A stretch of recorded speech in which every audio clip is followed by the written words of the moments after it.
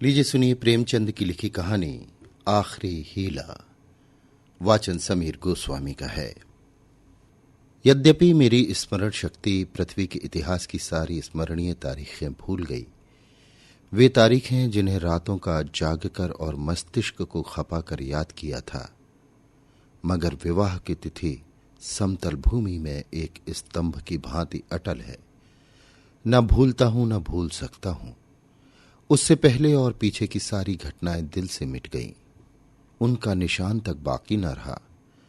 वो सारी अनेकता एक एकता में मिश्रित हो गई है और वो मेरे विवाह की तिथि है। चाहता हूं उसे भूल जाऊं, मगर जिस तिथि का नित्य प्रति सुमिरन किया जाता हो वो कैसे भूल जाए। नित्य प्रति सुमिरन क्यों करता हूं, ये उस विपत्ति मारे से पूछिए जिसे भगवत भजन के सिवा जीवन के उद्धार का कोई आधार न रहा हो। लेकिन क्या मैं वैवाहिक जीवन से इसलिए भागता हूं कि मुझ में रसिकता का अभाव है और कोमल वर्ग की मोहनी शक्ति से निर्लिप्त हूं और अनासक्ति का पद प्राप्त कर चुका हूं? क्या मैं नहीं चाहता कि मैं सैर करने निकलूं तो हृदयेश्वरी भी मेरे साथ विराजमान हो? विलास वस्तुओं की दुकानों पर उनके साथ जाकर थोड़ी देर के लिए रसमय आग्रह का आनंद उठाऊं? मैं उस गर्व और आनंद और महत्व को अनुमान कर सकता हूं जो मेरे अन्य भाइयों की भांति मेरे हृदय में भी आंदोलित होगा, लेकिन मेरे भाग्य में वो खुशियां, वो रंगरेलियां नहीं हैं। क्योंकि चित्र का दूसरा पक्ष भी तो देखता हूं। एक पक्ष जितना ही मोहक और आकर्षक है, दूसरा उतना हृदय विदारक और भयंकर। शाम हुई और आप बदनसीब बच्चे को गोद में लिए तेल या ईंधन की दुकान पर खड़े हैं। अंधेरा हुआ और आप आटे की पोटली बगल में दबाए हुए गलियों में यों कदम बढ़ाए हुए निकल जाते हैं मानो चोरी की है। सूर्य निकला और बालकों को गोदी में लिए होम्योपैथ डॉक्टर की दुकान में टूटी कुर्सी पर आरूढ़ हैं। किसी खोमचे वाली की रसीली आवाज सुनकर बालक ने गगन भेदी विलाप करना आरंभ किया और आपके प्राण सूखे। ऐसे बापों को भी देखा है जो दफ्तर से लौटते हुए पैसे 2 पैसे की मूंगफली या रेवड़ियां लेकर लज्जास्पद शीघ्रता के साथ मुंह में रखते चले जाते हैं कि घर पहुंचते पहुंचते बालकों के आक्रमण से पहले ही ये पदार्थ समाप्त हो जाए। कितना निराशाजनक होता है ये दृश्य जब देखता हूं कि मेले में बच्चा किसी खिलौने की दुकान के सामने मचल रहा है और पिता महोदय ऋषियों किसी विद्वता के साथ उनकी क्षणभंगुरता का राग अलाप रहे हैं। चित्र का पहला रुख तो मेरे लिए एक मादक स्वप्न है, दूसरा रुख एक भयंकर सत्य। इस सत्य के सामने मेरी सारी रसिकता अंतर्धान हो जाती है। मेरी सारी मौलिकता, सारी रचनाशीलता इसी दाम्पत्य के फंदों से बचने के लिए प्रयुक्त हुई है। जानता हूं कि जाल के नीचे जाना है, मगर जाल कितना ही रंगीन और ग्राहक है, दाना उतना ही घातक और विषैला। इस जाल में पक्षियों को तड़पते और फड़फड़ाते देखता हूं और फिर डाली पर जा बैठता हूं। लेकिन इधर कुछ दिनों से श्रीमती जी ने अविश्रांत रूप से आग्रह करना शुरू किया है कि मुझे बुला लो। पहले जब छुट्टियों में जाता था तो मेरा केवल कहाँ चलोगी कह देना उनकी चित्त शांति के लिए काफी होता था। फिर मैंने झंझट है कहकर तसल्ली देनी शुरू की। इसके बाद गृहस्थ जीवन की असुविधाओं से डराया, किंतु अब कुछ दिनों से उनका अविश्वास बढ़ता जाता है। अब मैंने छुट्टियों में भी उनके आग्रह के भय से घर जाना बंद कर दिया है कि कहीं वो मेरे साथ न चल खड़ी हों, और नाना प्रकार के बहानों से उन्हें आशंकित करता हूं। मेरा पहला बहाना पत्र संपादकों को जीवन की कठिनाइयों के विषय में था। कभी 12 बजे रात को सोना नसीब होता है, कभी रत जगा करना पड़ता है। सारे दिन गली गली ठोकरें खानी पड़ती हैं। इस पर तुर्रा ये है कि हमेशा सिर पर नंगी तलवार लटकती रहती है। न जाने कब गिरफ्तार हो जाऊं, कब जमानत तलब हो जाए। खुफिया पुलिस की एक फौज हमेशा पीछे पड़ी रहती है। कभी बाजार में निकल जाता हूं तो लोग उंगलियां उठाकर कहते हैं, वो जा रहा है अखबार वाला। मानो संसार में जितने दैविक, अधिदैविक, भौतिक, अधिभौतिक बाधाएं हैं, उनका उत्तरदायी मैं हूं। मानो मेरा मस्तिष्क झूठी खबरें गढ़ने का कार्यालय है। सारा दिन अफसरों की सलाम और पुलिस की खुशाबंद में गुजर जाता है। कांस्टेबलों को देखा और प्राण पीड़ा होने लगी। मेरी तो ये हालत और हुक्काम है, मेरी सूरत से कांपते हैं। एक दिन दुर्भाग्यवश एक अंग्रेज के बंगले तरफ जा निकला। साहब ने पूछा, क्या काम करता है? मैंने गर्व के साथ कहा, पत्र का संपादक हूं। साहब तुरंत अंदर घुस गए और कपाट बंद कर लिए। फिर मैम साहब और बाबा लोगों को खिड़कियों से झांकते देखा, मानो कोई भयंकर जंतु है। एक बार रेलगाड़ी में सफर कर रहा था, साथ और भी कई मित्र थे, इसलिए अपने पद का सम्मान निभाने के लिए सेकंड क्लास का टिकट लेना पड़ा। गाड़ी में बैठा तो एक साहब ने मेरे सूटकेस पर मेरा नाम और पेशा देखते ही तुरंत अपना संदूक खोला और रिवॉल्वर निकालकर मेरे सामने गोलियां भरी, जिसमें मुझे मालूम हो जाए कि वो मुझसे सचेत है। मैंने देवी जी से अपनी आर्थिक कठिनाइयों की भी चर्चा नहीं की, क्योंकि मैं रमणियों के सामने ये जिक्र करना अपनी मर्यादा के विरुद्ध समझता हूं। हालांकि ये चर्चा करता तो देवी जी की दया का अवश्य पात्र बन जाता।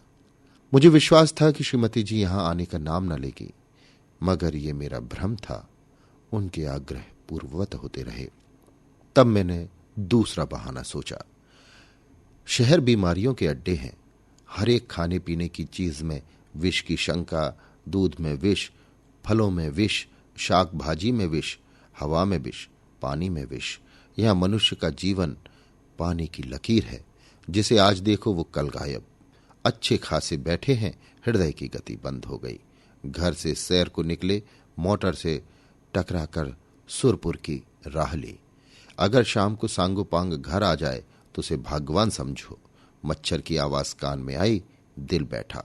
मक्खी नजर आई और हाथ पांव फूले। चूहा बिल से निकला और जान निकल गई। जिधर देखिए यमराज की अमलदारी है।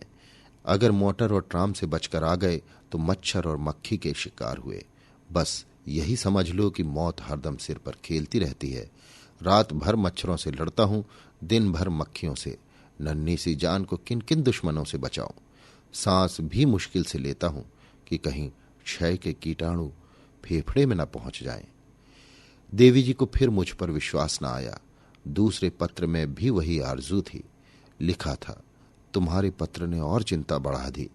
अब प्रतिदिन पत्र लिखा करना, नहीं मैं एक न सुनूंगी और सीधे चली आऊंगी। मैंने दिन में कहा, चलो सस्ते छूटे, मगर खटका लगा हुआ था कि न जाने कब उन्हें शहर आने की सनक सवार हो जाए। इसलिए मैंने तीसरा बहाना सोच निकाला।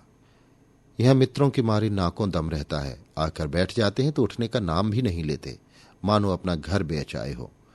अगर घर से टल जाओ तो आकर बेधड़क कमरे में बैठ जाते हैं और नौकर से जो चीज चाहते हैं उधार मंगवा लेते हैं।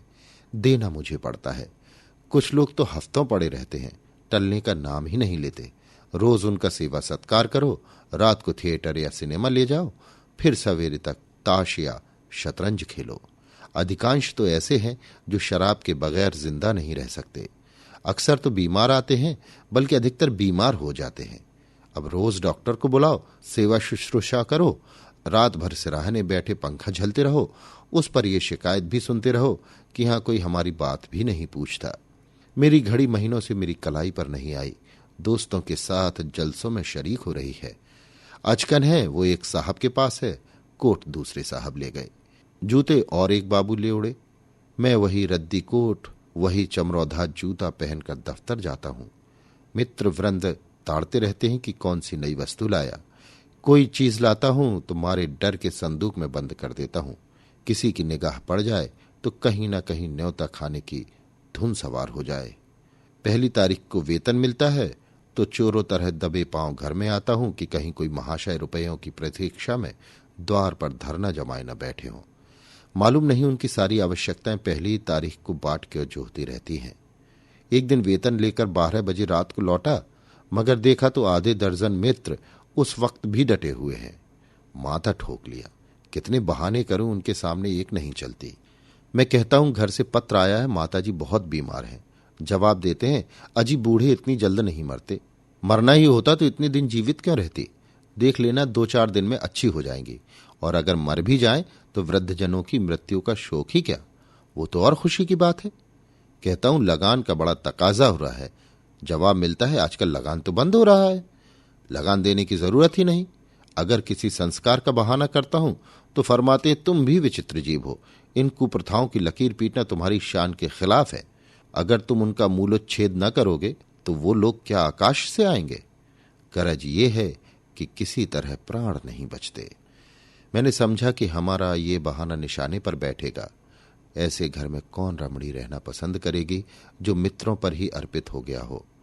किंतु मुझे फिर भ्रम हुआ।